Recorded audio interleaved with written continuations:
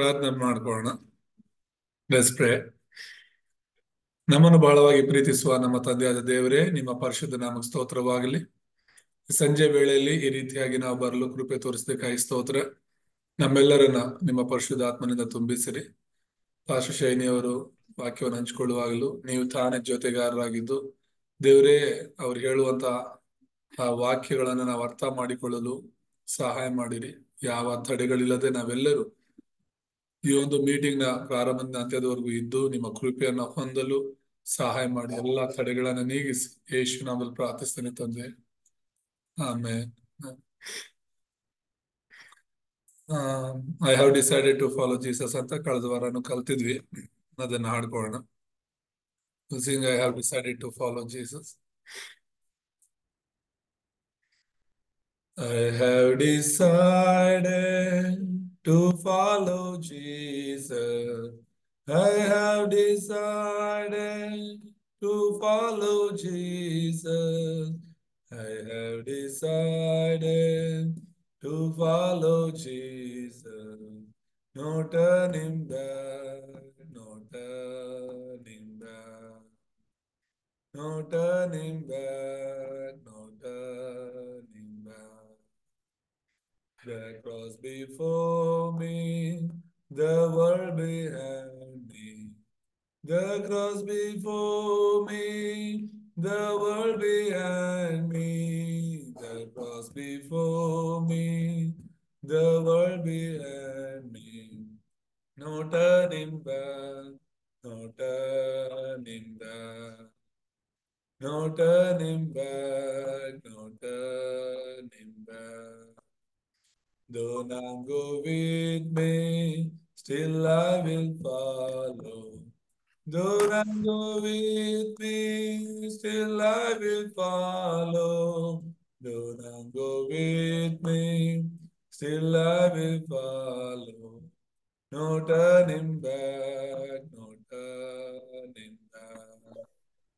No turning back, turning back. My cross I'll carry till I see Jesus.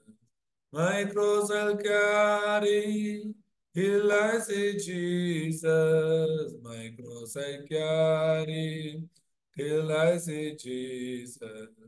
No turning back, no turning back. No turning back, no turning back. Amen.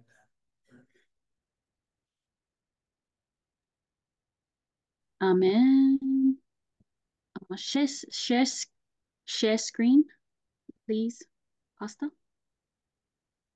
Yes.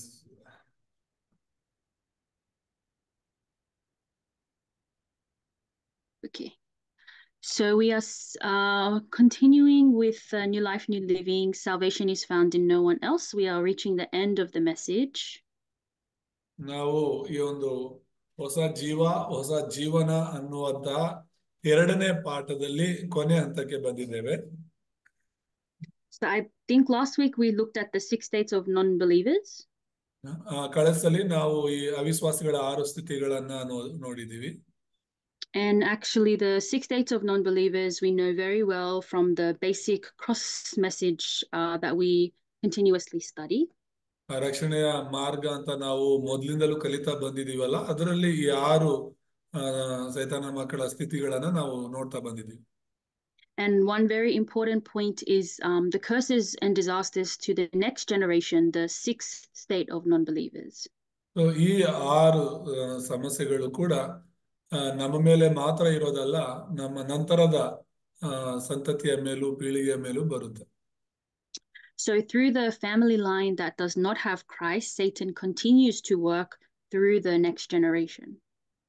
ಯಾವ ಕುಟುಂಬ ರೇಖೆಯೊಳಗೆ ಕುಟುಂಬದಲ್ಲಿ ಕ್ರಿಸ್ತನಿಲ್ಲವೋ ಅವರ ಜೀವನದಲ್ಲಿ ಅವರ ಕುಟುಂಬ ರೇಖೆಗಳಲ್ಲಿ ಸೈತಾನನು ಸತತವಾಗಿ ಕಾರ್ಯ ಮಾಡ್ತಾ ಬರ್ತಾನೆ. So a lot of people, they have a misunderstanding that when they die, their curses and disasters will finish with them. But actually it goes to the next generation and forever until Christ comes upon that family line. ತುಂಬಾ ಜನ ತಪ್ಪಾಗಿ ಅರ್ಥ ಮಾಡ್ಕೊಳ್ತಾರೆ. ಏನಂತ ಹೇಳಿದ್ರೆ ನಾವು ಸತ್ರೆ ನಮ್ಮ ಆ ನಮ್ಮಿಂದಲೇ ಎಲ್ಲ ಪಾಪ ಶಾಪಗಳು ನಿಂತು ಹೋಗುತ್ತೆ ಎಂಬುದಾಗಿ. So relaying this blessing of Christ to our next generation, to our children and children's children is very important. ಆದರೆ ಇದು ಸತತವಾಗಿ ಮುಂದುವರಿಯೋದ್ರಿಂದ ನಾವು ಈ ಒಂದು ರಕ್ಷಣೆಯ ಮಾರ್ಗವನ್ನ ನಮ್ಮ ಮಕ್ಕಳಿಗೆ, ಮೊಮ್ಮಕ್ಕಳಿಗೆ, ಮುಂದಿನ ಪೀಳಿಗೆಗೆ ತಿಳಿಸೋದು ತುಂಬಾ ಮುಖ್ಯವಾಗಿದೆ. Because when we die, when we go to heaven, this gospel movement, this Christ movement has to continue on through our next generation. ನಾವು ಸತ್ತು ಪರಲೋಕಕ್ಕೆ ಹೋದ್ಮೇಲೆ ಕೂಡ ಈ ಒಂದು ಸತ್ಯ ಸುವಾರ್ತೆಯ ಒಂದು ಚಳುವಳಿ ಅನ್ನೋದು ನಮ್ಮ ಮಕ್ಕಳ ಮೂಲಕ ಮುಂದಿನ ಪೀಳಿಗೆಗೂ ಹೋಗಬೇಕು. But instead, Satan is stealing our next generation through the culture of darkness, through idolatry, through money, success, and all of the worldly culture like media as well. ಈ ಸೈತಾನನು ನಮ್ಮ ಮುಂದಿನ ಪೀಳಿಗೆಯನ್ನ, ಅವರ ಜೀವಿತಗಳನ್ನ ನಾಶ ಮಾಡ್ತಾ ಇದ್ದಾನೆ. ಅದು ಆತ್ಮಿಕ ಸಮಸ್ಯೆಗಳಿಂದ, ಮಾನಸಿಕ ಸಮಸ್ಯೆಗಳಿಂದ ಮತ್ತು ಈ ಒಂದು ಮೀಡಿಯಾದಿಂದ ಆಗ್ಲಿ ಅಥವಾ ಹಣದಿಂದ, ಯಶಸ್ವಿಯಿಂದ ಅವರನ್ನ ದಿಕ್ಕು ತಪ್ಪಿಸ್ತಿದ್ದಾನೆ. And through the culture of darkness, there are so many channels for our children to be dragged into, like YouTube, social media, movies, music, all of those sorts of things. Phone ಇಂದಲೂ ಕೂಡ ಈ ಒಂದು media ಅಂತ ಏನ್ ಹೇಳ್ತೀವಿ, ಅದು YouTube ಆಗಿರ್ಬೋದು, WhatsApp ಆಗಿರ್ಬೋದು, ಫೇಸ್ಬುಕ್ ಆಗಿರ್ಬೋದು, ಈ ತರ ಇನ್ಸ್ಟಾಗ್ರಾಮ್ ಆಗಿರ್ಬೋದು, ಈ ತರ ಒಂದು ವಿಷಯಗಳಿಂದಲೂ ಕೂಡ ನಮ್ಮ ಪೀಳಿಗೆಯನ್ನ ಸೈತಾನನು ತಪ್ಪು ದಾರಿಯಲ್ಲಿ ನಡೆಸ್ತಿದ್ದಾನೆ.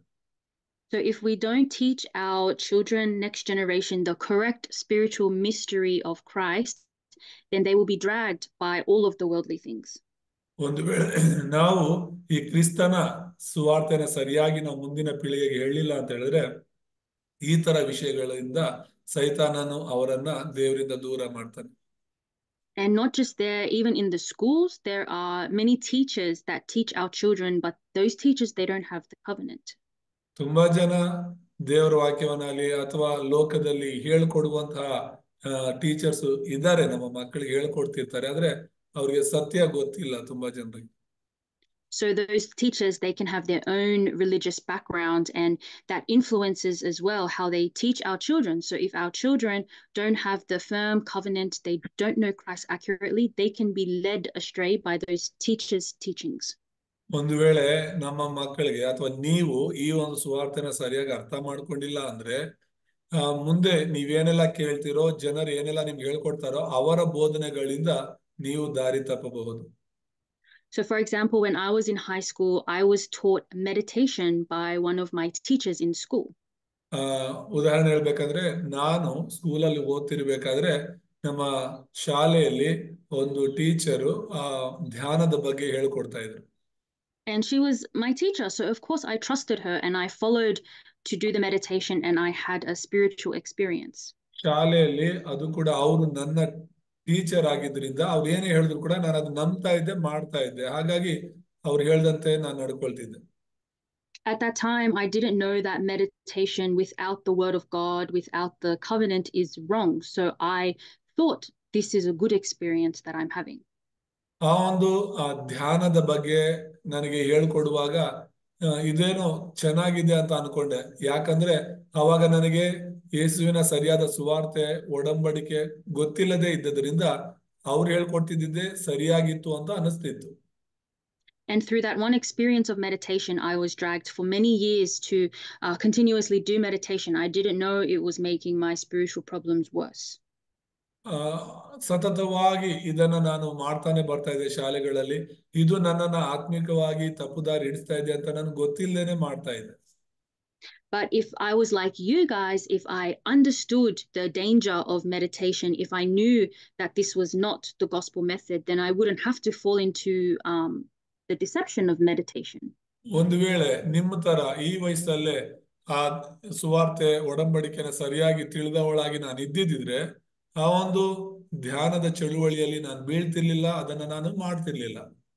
So that's why it's so important for our children, our remnants, to really know accurately what is the gospel and what is the work of the evil spirits.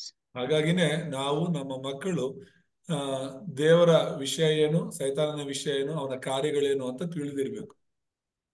So we will look at the roles of the anointed ones in the Old Testament. They were the prophet, the priest, and the king. So ಇವತ್ತು ನಾವು ಅಭಿಷೇಕಿಸಲ್ಪಟ್ಟ ಹಳೆಯ ಒಡಂಬಡಿಕೆಯ ಪಾತ್ರಗಳ ಕುರಿತು ನಾವು ನೋಡೋಣ. ಅದು ಪ್ರವಾದಿಗಳ ಅರಸರುಗಳು, ಪ್ರವಾದಿಗಳು ಮತ್ತೆ ಯಾಜಕರುಗಳು ಅಭಿಷೇಕಿಸಲ್ಪಡ್ತಿದ್ರು. So the meaning of the word Christ, it means anointed one. And the reason why Christ was the anointed one is because he was anointed as the true prophet, true priest, and true king. ಕ್ರಿಸ್ತನು ಅಂದ್ರೆ ಅಭಿಷೇಕಿಸಲ್ಪಟ್ಟವನು. ಆ ಕ್ರಿಸ್ತನು ಅಂತ ಹೇಳಿ ಅಭಿಷೇಕಿಸಲ್ಪಟ್ಟವನು ಅಂತ ಹೇಳಿ ನಾವು ನೋಡುವಾಗ ಆತನು ಸತ್ಯ ಅರಸನು, ಸತ್ಯ ಯಾಜಕನು, ಸತ್ಯ ಪ್ರವಾದಿ ಆಗಿದ್ದು. So knowing the meaning of Christ is actually very impressive when we go into the field and we evangelize. So ಕ್ರಿಸ್ತನ ಕುರಿತು ಸರಿಯಾಗಿ ನಾವು ತಿಳ್ಕೊಳ್ಳೋದು ತುಂಬಾ ಮುಖ್ಯವಾಗುತ್ತೆ. ಅದು ನಾವು ಸೇವೆಗಾಗಿ ಕ್ಷೇತ್ರದಲ್ಲಿ ಹೋಗುವಾಗ ತುಂಬಾ ಅನುಕೂಲವಾಗಿರುತ್ತೆ. Because a lot of Christians, even a lot of pastors in the field and who do their ministry, they actually don't know what Christ means. ತುಂಬಾ ಜನ ವಿಶ್ವಾಸಿಗಳಿಗಾಗಲಿ, ತುಂಬಾ ಜನ ಸೇವಕರುಗಳಿಗೂ ಕೂಡ ಈ ನಿಜವಾಗ್ಲೂ ಕ್ರಿಸ್ತನು ಅಂದ್ರೆ ಏನು ಅಂತ ಅರ್ಥ ತಿಳಿಯದೇನೆ ಸೇವೆಗಳಲ್ಲಿದ್ದಾರೆ. So if our remnants really know the meaning of Christ and you share with those those churchgoers or those pastors, they actually become very impressed that you know the meaning of Christ. ನೀವು ಆ ಒಂದು ಕ್ರಿಸ್ತನ ಬಗ್ಗೆ ಸರಿಯಾಗಿ ತಿಳ್ಕೊಂಡು ವಿಶ್ವಾಸಿಗಳಿಗಾಗ್ಲಿ, ಸೇವಕರಿಗಾಗ್ಲಿ, ಆ ಒಂದು ಕ್ಷೇತ್ರದಲ್ಲಾಗ್ಲಿ ಹೇಳುವಾಗ ಅಲ್ಲಿರೋರಿಗೆ ತುಂಬಾ ಅನುಕೂಲವಾಗಿರುತ್ತೆ. So in the Old Testament time, Jesus Christ, he didn't come to the earth yet. He existed in heaven, but he didn't come onto the earth. ಯೇಸು ಕ್ರಿಸ್ತನು ಹಳೆ ಒಡಂಬಡಿಕೆಯಲ್ಲಿ ಈ ಭೂಲೋಕಕ್ಕೆ ಬಂದಿರಲಿಲ್ಲ, ಆದ್ರೆ ಆತನು ಪರಲೋಕದಲ್ಲಿ ಇದ್ದ. So in those times, God always raised a prophet, a priest, and a king of the age to lead the Israel people. ಕ್ರಿಸ್ತನಲ್ಲಿ ಇದ್ದುಕೊಂಡೆ ಭೂಲೋಕದಲ್ಲಿ ಇಸ್ರಾಯೇಲ್ರ ಮಧ್ಯದಲ್ಲಿ ಅರಸರನ್ನ, ಯಾಜಕರನ್ನ, ಪ್ರವಾದಿಗಳನ್ನ ಎಬ್ಬಿಸಿ ಇಸ್ರಾಯೇಲ್ ದೇಶವನ್ನ ನಡೆಸ್ತಿದ್ರು. And there is a ceremony that has to take place before that person can enter into the position, and that is they are anointed by oil on their head. ಇವರು ಯಾರೇ ಆಗಲಿ ಆ ಕೆಲಸಗಳನ್ನ ಅಥವಾ ಸೇವೆಗಳಲ್ಲಿ ಅವರು ಬರೋದಕ್ಕೆ ಮುಂಚೆ ಅವರು ಒಂದು ಅಭಿಷೇಕಿಸಲ್ಪಡುವಂತಹ ಕಾರ್ಯದಲ್ಲಿ ತೊಡಗಿರ್ಬೇಕು. So they cannot be the prophet, they cannot be the priest, they cannot be the king unless they are anointed with the oil. ಆ ಒಂದು ಎಣ್ಣೆಯಿಂದ ಅಭಿಷೇಕಿಸಲ್ಪಡದೆ ಅವ್ರು ಯಾರು ಕೂಡ ಅರಸರಾಗ್ಲಿ, ಪ್ರವಾದಿಗಳಾಗ್ಲಿ, ಯಾಜಕರಾಗಿ ಆಗಲು ಸಾಧ್ಯವಿಲ್ಲ. So for the role of the prophet, let's read 1 Kings 19:16. ವಚನಗಳನ್ನ ಓದ್ಕೊಳ್ಳೋಣ. Almost ಎಲ್ಲರೂ video of ಮಾಡಿದ್ರೆ ಆನ್ ಮಾಡ್ಕೊಳ್ಳಿ ಸಾಧ್ಯವಾದಷ್ಟು. ಪ್ರವಾದಿ ಬಗ್ಗೆ ನಾವು ಮೊದಲು ನೋಡೋಣ. 1 ಅರಸು 19:16.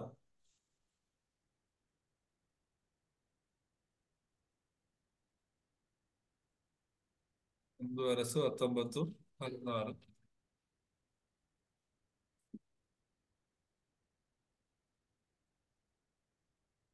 ನಿಮ್ಷಿಯ ಮಗನಾದ ಯೇಹುವನ್ನು ಇಸ್ರಾಯೇಲ್ಯರ ಅರಸನನ್ನಾಗಿಯೂ ಅಬೇಲ್ ಮೆಹೋಲದವನು ಶಾಫಾಟನ ಮಗನೂ ಆದ ಎಲೀಷನನ್ನು ನಿನಗೆ ಬದಲಾಗಿ ಪ್ರವಾದಿಯನ್ನಾಗಿಯೂ ಅಭಿಷೇಕಿಸು. Amen. Amen. So this is the incident of Elisha being anointed as the prophet over Israel. ಇಲ್ಲಿ ನಾವು ನೋಡುವಾಗ ಪ್ರವಾದಿ ಅಂದ್ರೆ ಎಲೀಷನು ಪ್ರವಾದಿಯಾಗಿ ಅಭಿಷೇಕಿಸಲ್ಪಡ್ತಾ ಇದ್ದಾನೆ.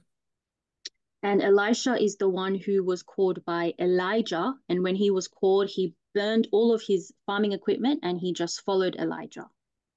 ಈ ಎಲೀಷನನ್ನ ಎಲಿಯನು ಹೋಗಿ ಸೇವೆಗಾಗಿ ಕರೀತಾನೆ. ಆ ಕರೆಯೋ ಸಮಯದಲ್ಲಿ ಎಲೀಷನು ಒಂದು ವ್ಯವಸಾಯವನ್ನ ಮಾಡ್ತಿರ್ತಾನೆ. ಎಲ್ಲವನ್ನ ಬಿಟ್ಟು ಎಲಿಯನ ಮಾತು ಕೇಳಿ ದೇವರನ್ನ ಹಿಂಬಾಲಿಸ್ತಾನೆ. So it says here to anoint him. So it is the act of anointing him with the oil. He was anointed as the prophet of that age.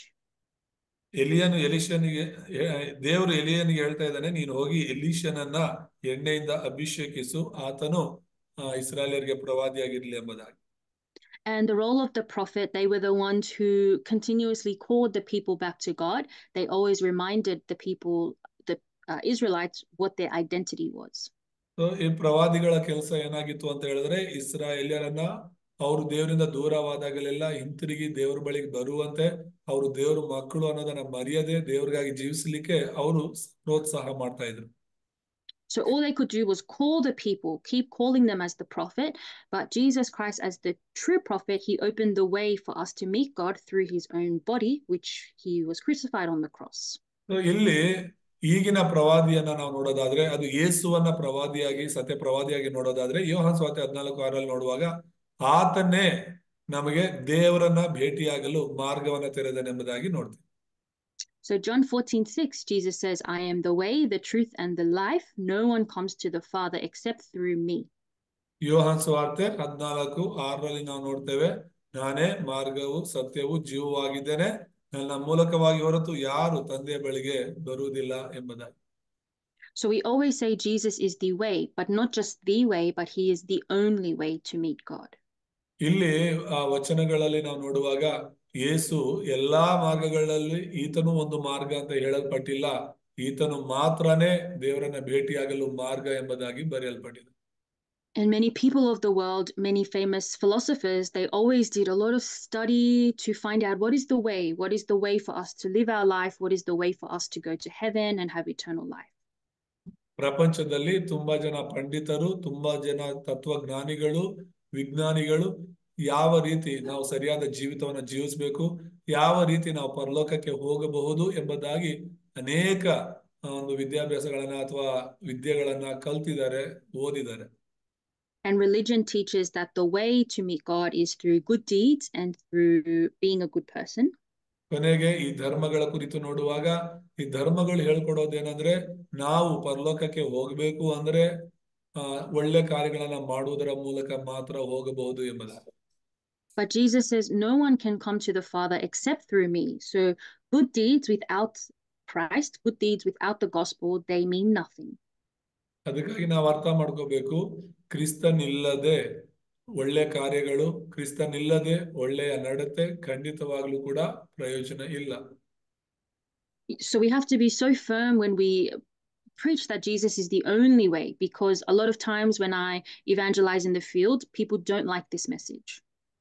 ಯೇಸು ಕ್ರಿಸ್ತನು ಮಾತ್ರನೇ ನಮಗೆ ದೇವರನ್ನ ಭೇಟಿಯಾಗಲು ಪರಲೋಕ ಹೋಗಲು ಮಾರ್ಗ ಅನ್ನೋದನ್ನ ನಾವು ಜನರಿಗೆ ಹೇಳಬೇಕು ಅಂದ್ರೆ ನಾವು ಮೊದಲು ಅದರಲ್ಲಿ ಭರವಸೆ ಉಳ್ಳವರಾಗಿ ಇರಬೇಕು. ನಾನು ಕೂಡ ಹೋಗಿ ಸ್ವಾರ್ಥ ಸಾರುವಾಗ ಕ್ರಿಸ್ತನ ಬಗ್ಗೆ ಈ ರೀತಿ ಹೇಳುವಾಗ ತುಂಬಾ ಜನರು ಇದನ್ನ ಇಷ್ಟಪಡಲ್ಲ. They always say, why do you say only Jesus, and you want to put our God down? ನಾನು ಸ್ವಾರ್ಥ ಸಾರಿ ಕೇವಲ ಕ್ರಿಸ್ತನು ಅಂತ ಹೇಳುವಾಗ ಅನೇಕರು ಅನ್ಯ ಜನರು ಹೇಳ್ತಾರೆ, ಯಾಕೆ ನೀನು ಬರೀ ಕೇವಲ ಕ್ರಿಸ್ತನು ಅಂತ ಹೇಳಿ ನಮ್ಮ ದೇವರುಗಳನ್ನೆಲ್ಲ ಕೀಳಾಗಿ ನೋಡ್ತೀಯ ಅಂತ ಹೇಳ್ತಿರ್ತಾರೆ. But Jesus says he is the way, the truth, and the life. So we have to proclaim the truth and we have to give them true life. True life cannot be found in anyone else. ಆದ್ರೆ ಯೇಸು ಸ್ವಾಮಿ ಹೇಳಿರೋದು, ನಾನೇ ಮಾರ್ಗ ಸತ್ಯ ಜೀವ, ನನ್ನ ಮೂಲಕ ಮಾತ್ರನೇ ತಂದೆ ಬಳಿಗೆ ಬರಬಹುದು ಅಂತ. ಇದೇ ಸತ್ಯ. ಈ ಸತ್ಯವನ್ನ ನಾವು ಹೇಳಲೇಬೇಕು. ಸರಿಯಾದ ಜೀವಿತ, ನಿಜವಾದ ಜೀವಿತ, ನಿತ್ಯ ಜೀವ ಕ್ರಿಸ್ತನಲ್ಲೇ ಇರೋದು. ಹಾಗಾಗಿ ನಾವು ಅದನ್ನ ಹೇಳಲೇಬೇಕು. So we should never compromise with them. We should never agree with them.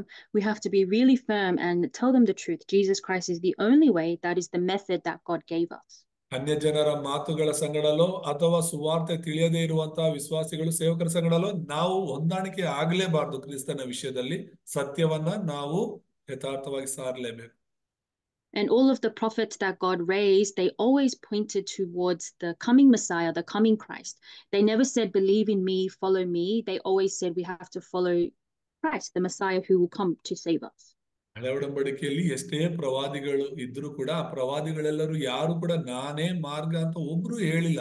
ಅವರೆಲ್ಲರೂ ಕೂಡ ಬರಬೇಕಾಗಿರುವಂತಹ ಕ್ರಿಸ್ತನಿಗೆ ನೆರಳಾಗಿದ್ರು, ಅವರು ಕ್ರಿಸ್ತನನ್ನ ಸೂಚಿಸುವಂತವರಾಗಿದ್ರು. So the other position that was anointed is the king. So let's read 1 Samuel 16:1.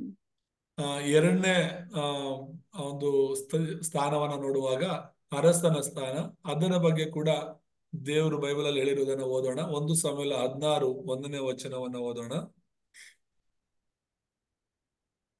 ಯೆಹೋವನು ಸಮುವೇಲನಿಗೆ, ನಾನು ಸೌಲನನ್ನು ಇಸ್ರಾಯೇಲ್ಯರ ಅರಸನಾಗಿರುವುದಕ್ಕೆ ಅಯೋಗ್ಯನೆಂದು ತಳ್ಳಿಬಿಟ್ಟೆನಲ್ಲ, ನೀನು ಅವನಿಗೋಸ್ಕರ ಎಷ್ಟರವರೆಗೆ ದುಃಖಿಸುತ್ತಿರುವಿ?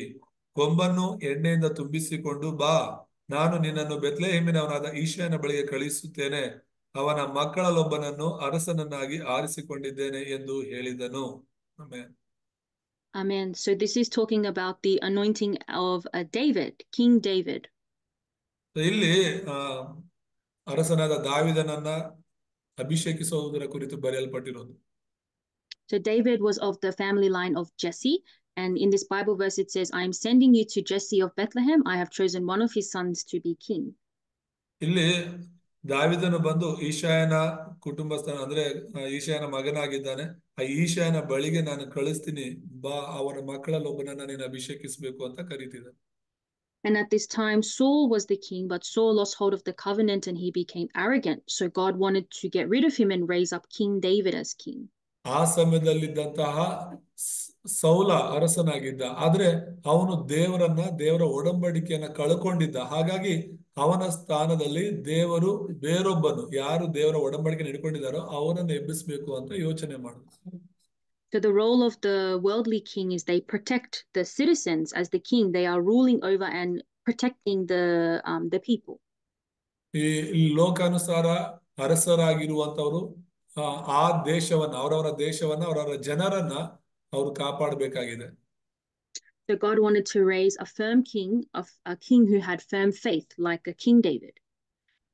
ಹಾಗಾಗಿ ದೇವರು ಸರಿಯಾದ ನಂಬಿಕೆ, ದೃಢವಾದ ನಂಬಿಕೆ ಇರುವಂತಹ ದಾವಿದನಂತಹ ಅರಸನನ್ನ ಎಬ್ಬಿಸಬೇಕು ಅಂತ ತೀರ್ಮಾನ ಮಾಡ್ಕೊಂಡು. And again, he says, fill your horn with oil. So it means that he will anoint him with the oil that is inside of the horn. So the king was the anointed. ಅದಕ್ಕೆ ದೇವರು ಹೇಳ್ತಿದ್ದಾನೆ, ಕೊಂಬನ್ನು ಎಣ್ಣೆಯಿಂದ ತುಂಬಿಸಿಕೊಂಡು ಬಾ, ನೀನು ದಾವಿದನ ಅರಸನಾಗಿ ಅಭಿಷೇಕಿಸಬೇಕು ಎಂಬುದಾಗಿ ಹೇಳ್ತಿದ್ದಾನೆ. But the worldly king, actually, he can only protect his citizens so much. And when he dies, he is finished. ಶಾರೀರಿಕವಾಗಿ ಅಥವಾ ಲೌಕಿಕವಾಗಿರುವಂತಹ ಅರಸರು ಅವ್ರು ಇರುವಂತ ಕಾಲದಲ್ಲಿ ಮಾತ್ರ ಜನರನ್ನ, ಅವರ ದೇಶದವರನ್ನ ರಕ್ಷಿಸಬಹುದು. ಅವ್ರು ಸತ್ತು ಹೋದ್ಮೇಲೆ ಮತ್ತೆ ಆ ಜನರು ನಾಯಕನಿಲ್ಲದವನಾಗಿ ಆಗ್ತಾರೆ.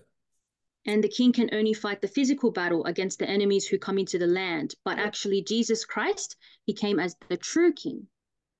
ಮತ್ತು ಈ ಲೋಕದಲ್ಲಿರುವಂತಹ ಅರಸರುಗಳು ಶಾರೀರಿಕವಾದಂತಹ ಶತ್ರುಗಳಿಂದ ಅವರು ರಕ್ಷಿಸಬಹುದು ಜನರನ್ನ. ಆದ್ರೆ ಯೇಸು ಕ್ರಿಸ್ತನು ಬಂದು ಆತನು ಸತ್ಯ ಅರಸನಾಗಿ ಲೋಕಕ್ಕೆ ಬಂದಿದ್ದಾರೆ. So 1 John 3:8, it says the reason, let's read 1 John 3:8. 1 ಯೋಹಾನ 3:8 ನಾವು ಓದಿಕೊಳ್ಳೋಣ. 1 ಯೋಹಾನ 3:8, ಪಾಪ ಮಾಡುವವನು ಸೈತಾನನಿಂದ ಹುಟ್ಟಿದವನಾಗಿದ್ದಾನೆ, ಆದಿಯಿಂದಲೂ ಸೈತಾನನು ಪಾಪ ಮಾಡುವವನಾಗಿದ್ದಾನಲ್ಲ. ಸೈತಾನನ ಕೆಲಸಗಳನ್ನು ಲಯ ಮಾಡುವುದಕ್ಕೋಸ್ಕರವೇ ದೇವಕುಮಾರನು ಪ್ರತ್ಯಕ್ಷನಾದನು. Amen. Amen. So this devil has been sinning from the beginning, the devil that existed from Genesis time, Adam and Eve. ಈ ಸೈತಾನನು ಮೊದಲಿನಿಂದಲೂ ಇದ್ದ, ಆದಮ ಅವರ ಕಾಲದಲ್ಲೂ ಇದ್ದ ಎಂಬುದಾಗಿ ನೋಡ್ತೀವಿ. So from the time of Adam and Eve, Satan has been ruling over this world through the culture, through the physical Nephilim spirit, through many, many different channels. ಈ ಸೈತಾನನು ಮೊದಲಿನಿಂದಲೂ ಅನೇಕ ಸಂಸ್ಕೃತಿ ಸಂಪ್ರದಾಯಗಳ ಮೂಲಕ ಲೋಕವನ್ನು ನಡೆಸ್ತಾ ಇದೆ. But the Bible says that the reason the Son of God appeared was to destroy the devil's work. So as the true king, Jesus finished our spiritual battle with the devil. ಇಲ್ಲಿ ವಾಕ್ಯದಲ್ಲಿ ನಾವು ಓದ್ಕೊಂಡ್ವಿ, ಸೈತಾನನ ಕೆಲಸಗಳನ್ನು ಲಯ ಮಾಡೋದಕ್ಕೋಸ್ಕರವೇ ದೇವಕುಮಾರನು ಪ್ರತ್ಯಕ್ಷನಾದನು ಅಂತ ಹೇಳಿ. ಹಾಗಾಗಿ ಸೈತಾನನ ಎಲ್ಲ ಕಾರ್ಯಗಳನ್ನ ಸತ್ಯ ಅರಸನಾದ ಕ್ರಿಸ್ತನು ಲಯ ಮಾಡಿದ್ದಾನೆ. And we can't see the devil with our eyes. So even if we try to fight with him physically, nothing can destroy him. He is a spirit. ನಾವು ಸೈತಾನನ ನೋಡುವುದಕ್ಕೆ ಆಗುವುದಿಲ್ಲ ಮತ್ತು ಅವನ ಜೊತೆ ಶಾರೀರಿಕವಾಗಿ ಹೋರಾಡೋದಕ್ಕೆ ಆಗುವುದಿಲ್ಲ. So as our true eternal king, he redeemed us with God. He gives us the power and authority to overcome all the power of the devil. ಹಾಗಾಗಿ ನಮ್ಮ ಶಾಶ್ವತ ಅರಸನಾದ ಯೇಸು ಕ್ರಿಸ್ತನು ನಮಗೆ ಆ ಸೈತಾನ ಮೇಲೆ ಜಯವನ್ನು ಕೊಟ್ಟಿದ್ದಾರೆ ಮತ್ತು ಅಧಿಕಾರವನ್ನು ಕೂಡ ಕೊಟ್ಟಿದ್ದಾರೆ. And many nations today, especially those still bound by idolatry and sort of the royal family, they still have like a physical king in those nations. ಇನ್ನು ಶಾರೀರಿಕವಾಗಿ ನಾವು ನೋಡುವಾಗ ಅನೇಕ ದೇಶಗಳಲ್ಲಿ ಈ ಒಂದು ಶಾರೀರಿಕವಾದಂತಹ ಅರಸರುಗಳನ್ನ ಹೊಂದಿದ್ದಾರೆ. They have a lot of rules and regulations, like we have to respect the royal family and we can't say anything bad about them, otherwise we could be ಇನ್ನು ಶಾರೀರಿಕವಾದ ಅರಸರುಗಳು ಆಳ್ವಿಕೆ ಮಾಡ್ತಿರುವಂತಹ ದೇಶಗಳು ಈಗಲೂ ಇದೆ. ಅವರ ವಿರುದ್ಧ ಅವರ ಅರಸರ ವಿರುದ್ಧ ನಾವೇನ್ ಹೇಳಿದ್ರು ಕೂಡ ಅವರು ಬಂದು ನಮ್ಮ ಪ್ರಾಣವನ್ನೇ ತೆಗಿತಾರೆ. But one day, if someone comes and kills that king, then that king will die. So we need the true eternal king, that is Jesus Christ. ಆದ್ರೆ ಯಾರಾದ್ರೂ ಬಂದು ಹಠಾತ್ ಆಗಿ ಆ ಒಂದು ಅರಸರನ್ನ ಸಾಯಿಸಿದ್ರೆ ಅವ್ರು ಸತ್ತು ಹೋಗ್ತಾರೆ. ಅದಕ್ಕೋಸ್ಕರ ನಮಗೆ ಶಾಶ್ವತವಾಗಿ ಜಯ ಕೊಡುವ ನಮ್ ಜೊತೆ ಇರುವ ಅರಸನು ಬೇಕು. And the final role that was anointed was the priest. So let's read Exodus 30:30. ಮೂರನೇದಾಗಿ ಕೊನೆಯದಾಗಿ ನಾವು ನೋಡುವಾಗ ಯಾಜಕರು ಅಭಿಷೇಕಿಸಲ್ಪಡ್ತಾ ಇದ್ರು. ವಿಮೋಚನ ಕಾಂಡ 30ನೇ ಅಧ್ಯಾಯ 30ನೇ ವಚನದಲ್ಲಿ ನಾವು ಓದಿಕೊಳ್ಳೋಣ.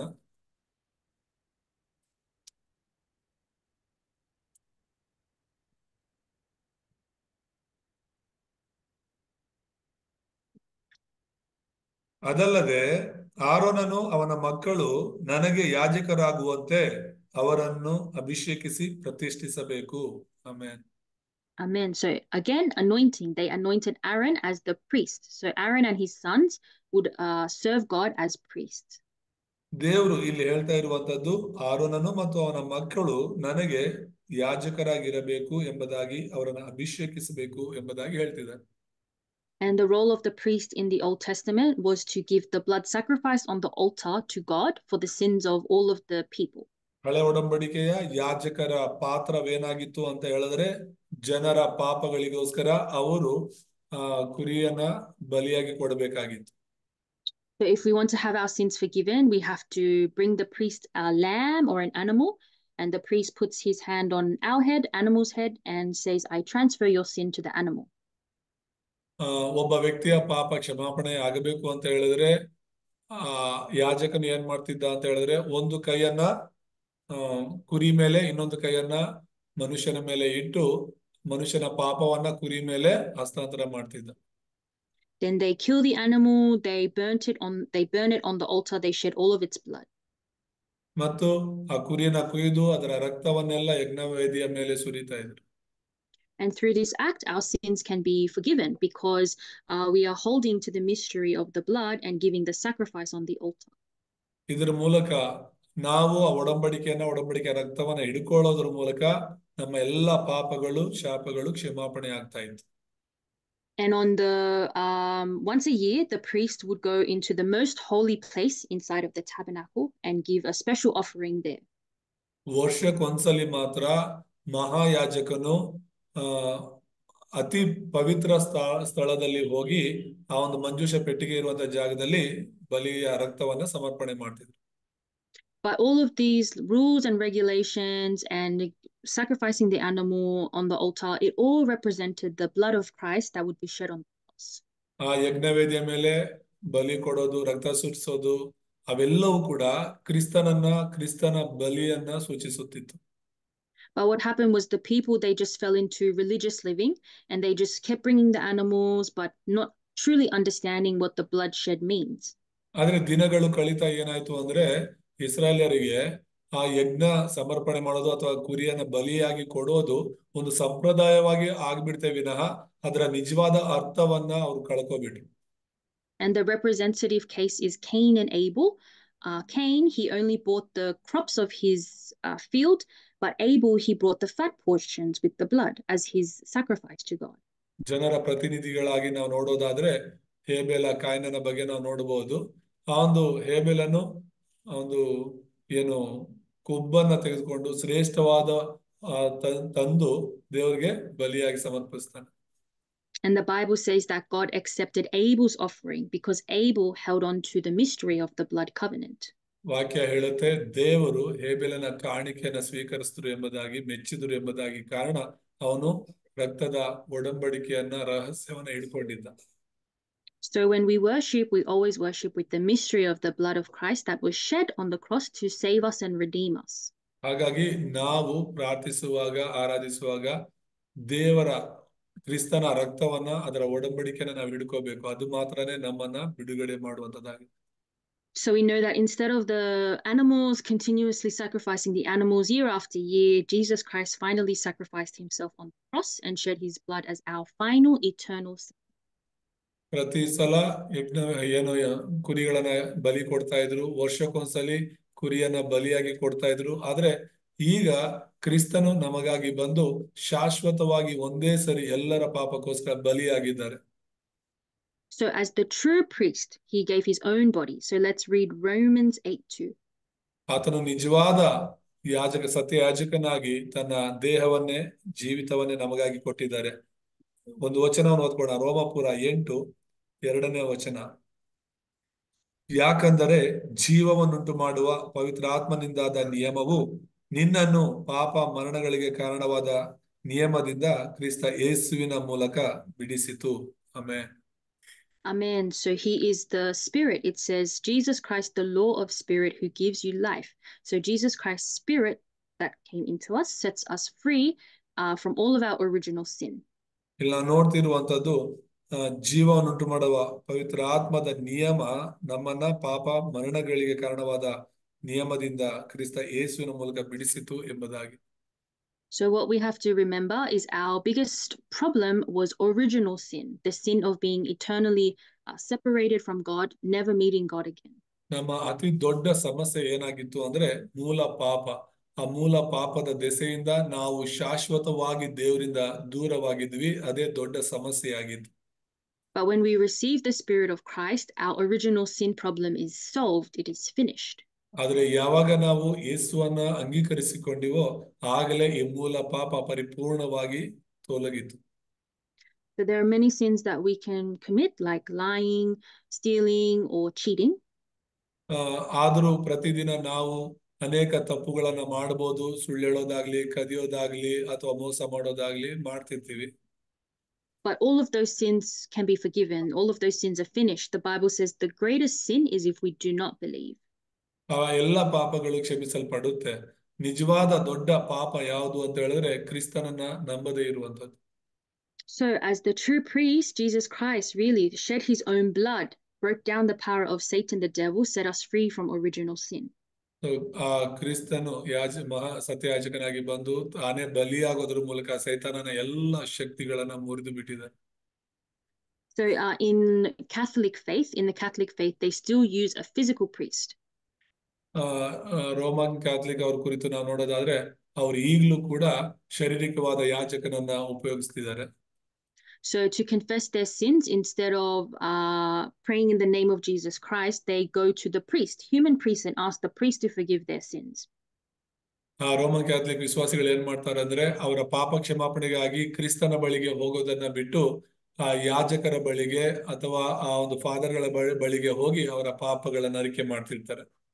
But this is wrong, because we have an eternal priest in heaven, that is who we already received, Jesus Christ. ಇದು ತಪ್ಪು. ಯಾಕಂದ್ರೆ ನಮ್ಮ ನಿಜವಾದ ಯಾಜಕನು ನಮ್ಮ ಪಾಪಗಳನ್ನ ಕ್ಷಮಿಸುವಾತನು ಪರಲೋಕದಲ್ಲಿ ಶಾಶ್ವತವಾಗಿ ನಮಗೋಸ್ಕರ ಇದ್ದಾರೆ. ಆತನಲ್ಲಿ ನಾವು ಪ್ರಾರ್ಥಿಸೋರಾಗಬೇಕು. So this Christ who appeared to us, he is the promised Genesis 3:15. ಈ ಕ್ರಿಸ್ತನು ಆದಿಕಾಂಡ 3:15 ನಮಗಾಗಿ ವಾಗ್ದಾನ ಮಾಡಲ್ಪಟ್ಟಾತನಾಗಿದ್ದಾನೆ. This is the promise straight after Adam and Eve disobeyed the word of God. God gave them the solution straight away. ಯಾವಾಗ ಆದಾಮ ಹವ್ವರು ದೇವರ ವಾಕ್ಯಕ್ಕೆ ಅವಿಧೇಯರಾದರೋ ಆಗ ದೇವರು ನೇರವಾಗಿ ಈ ಒಂದು ವಾಗ್ದಾನವನ್ನ ಕೊಟ್ಟಿದ್ದಾರೆ. Through the offspring of the woman, there is no one else in this entire world who was born of a virgin. All of us, we need a physical father.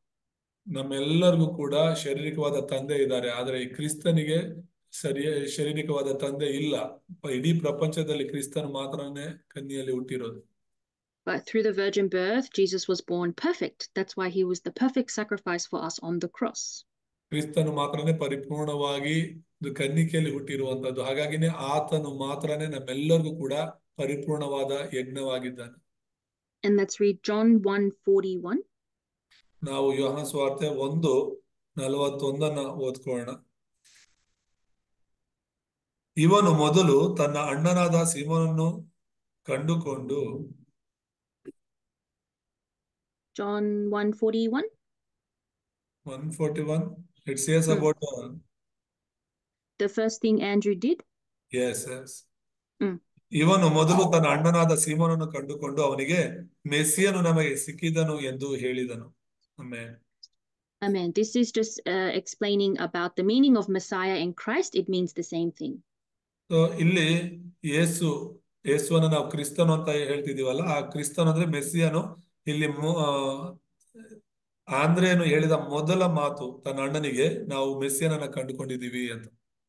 So the Messiah was very anticipated. That means many of the Jewish people, they knew that there was a promised Messiah who would come to save them from their fundamental problems. ಇದರ ಅರ್ಥ ಏನಂತ ಹೇಳಿದ್ರೆ, ಆ ಕಾಲದಲ್ಲಿ ಕೂಡ ಕ್ರಿಸ್ತನು ಬರ್ತಾನೆ, ಮೆಸ್ಸಿಯನು ಬರ್ತಾನೆ ಅಂತ ಹೇಳ್ಬಿಟ್ಟು ಇಸ್ರಾಯೇಲ್ರು ಎದುರು ನೋಡ್ತಾ ಇದ್ರು.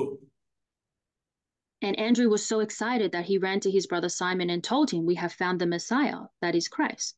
ಆದ್ರೆ ಆಂದ್ರೇಯನು ಯೇಸುವನ್ನ ಭೇಟಿಯಾದ ಮೇಲೆ ತನ್ನ ಅಣ್ಣನ ಬಳಿಗೆ ಸಂತೋಷವಾಗಿ ಓಡಿ ಹೋಗಿ ಹೇಳ್ತಾ ಇರುವಂತ ಮಾತು, ನಮಗೆ ಮೆಸ್ಸಿಯನು ಸಿಕ್ಕಿದ್ದಾನೆ, ಬಂದು ನೋಡು ಎಂಬುದಾಗಿ. So this covenant was really relayed down the generations since Adam and Eve. ಆದಾಮನಿಂದ ಹವ್ವಳಿಂದಲೂ ಕೂಡ ಆ ಒಂದು ಕ್ರಿಸ್ತನ ಬರುವಿಕೆಯ ವಾಗ್ದಾನವು ತಲಾಂತರಗಳಿಗೂ ಅದು ಹಸ್ತಾಂತರಿಸಲ್ಪಟ್ಟಿದೆ. There are those who believed and those who had unbelief, but those who believed and held on to Christ with the factual faith, they always had victory. ನಂಬಿರೋರು ಇದ್ದಾರೆ, ನಂಬದೇ ಇರೋರು ಇದ್ದಾರೆ ಆ ದಿನ ಮೊದಲುಗೊಂಡು. ಆದ್ರೆ ನಂಬಿರೋರು ರಕ್ಷಣೆ ಹೊಂದಿದ್ದಾರೆ. So remnants should never forget that they are believing in the true Christ who came as the true prophet, true priest, true king. ಹಾಗೆ ಉಳಿದವರೆಲ್ಲರೂ ಕೂಡ ಸತ್ಯರಸ, ಸತ್ಯಯಾಜಕ, ಸತ್ಯ ಪ್ರವಾದಿಯಾದ ಕ್ರಿಸ್ತನೊಳಗಡೆ ನೀವು ಜೀವಿಸ್ತಿದ್ದೀರಾ ಅಂತ ಹೇಳಿ ಯಾವತ್ತೂ ಮರ್ತು ಹೋಗ್ಬಾರ್ದು. So please memorize the Bible verse, John 14:6, 1 John 3:8, Romans 8:2. ಯೋಹಾನ 14:6, 1 ಯೋಹಾನ 3:8, ರೋಮ 8:2 ಕಂಠಪಾಠ ಮಾಡಿ. And I will check through WhatsApp from now on. WhatsApp ಮೂಲಕ ನಾನು ಚೆಕ್ ಮಾಡ್ತೀನಿ, ನೀವು ಕಂಠಪಾಠ ಮಾಡಿ ಅದ್ರಲ್ಲಿ ಹಾಕಿ. So Pastor, please pray and we can conclude. ಪ್ರಾರ್ಥನೆ ಮಾಡ್ಕೋಣ. ಪರಿಶುದ್ಧನಾದ ದೇವರೇ, ನಿಮ್ಮ ನಾಮಕ್ಕೆ ಸ್ತೋತ್ರ. ಈ ಸಮಯಕ್ಕಾಗಿ ಸ್ತೋತ್ರ. ನಮ್ಮೆಲ್ಲ